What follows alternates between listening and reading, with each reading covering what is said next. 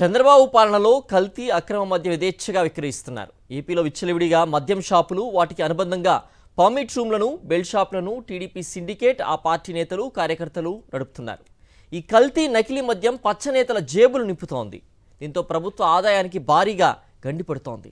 దీనికి తోడు non duty paid liquor విక్రయాలు జోరుగా సాగుతున్నాయి. ఏపీలో మందుబాబుల ఆరోగ్యం క్షీణించడంతో పాటు రాష్ట్ర ఖజానాకు భారీగా గండిపడుతోంది.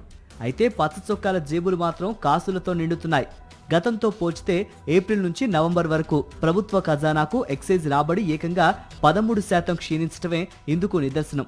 ఇటీవల ముఖ్యమంత్రి అధ్యక్షతన నిర్వహించిన మంత్రులు, కార్యదర్శులు, శాఖాధిపతుల సమావేశంలో స్వయంగా ఆర్థిక శాఖ ప్రెజెంటేషన్ ద్వారా ఈ విషయాన్ని స్పష్టం చేసింది. పొరుగు రాష్ట్రాల్లో ఎక్సైజ్ రాబడి పెరుగుతుండగా ఏపీలో మద్యం ఆదాయం తగ్గిపోతోందని ఆర్థిక శాఖ పేర్కొంది. ఏప్రిల్ నుంచి నవంబర్ వరకు ఎక్సైజ్ రాబడులు జార్ఖండ్, తెలంగాణ, మధ్యప్రదేశ్, ఉత్తరప్రదేశ్లో భారీ వృద్ధి సాధించగా ఆంధ్రప్రదేశ్లో మాత్రం ఎక్సైజ్ ఆదాయం తిరోగమనంలో ఉంది. దీనికి ప్రధాన కారణం పచ్చబాబులు కల్తీ, అక్రమ మద్యం యథేచ్ఛగా విక్రయించి సొమ్ము చేసుకోవడమేనని ఎక్సైజ్ శాఖ ఉన్నతాధికారి ఒకరు చెప్పడం గమనార్హం.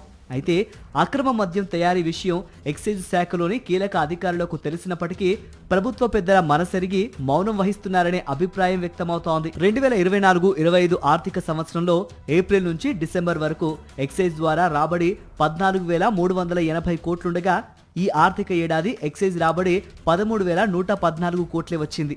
అంటే 1,266 కోట్ల మేర ఖజానాకు గండిపడింది. ఈ మొత్తం ఎల్లో గ్యాంగ్ జేబుల్లోకి వెళ్లినట్లేనని అధికారిక వర్గాలు పేర్కొంటున్నాయి. అలాగే జీఎస్టీ రాబడులు కూడా పొరుగు రాష్ట్రాలతో పోల్చితే రాష్ట్రంలో తక్కువగా ఉన్నట్లు ఆర్థిక శాఖ ప్రెజెంటేషన్లో స్పష్టం చేసింది. ఈ ఆర్థిక ఏడాది ఏప్రిల్ నుంచి నవంబర్ వరకు జీఎస్టీ రాబడులు బీహార్, కర్ణాటక, పశ్చిమ బెంగాల్, మధ్యప్రదేశ్ రాష్ట్రాల్లో భారీ వృద్ధి నమోదు చేయగా ఆంధ్రప్రదేశ్లో మాత్రం 0.04% క్షీణత నెలకొందని ఆర్థిక శాఖ పేర్కొంది.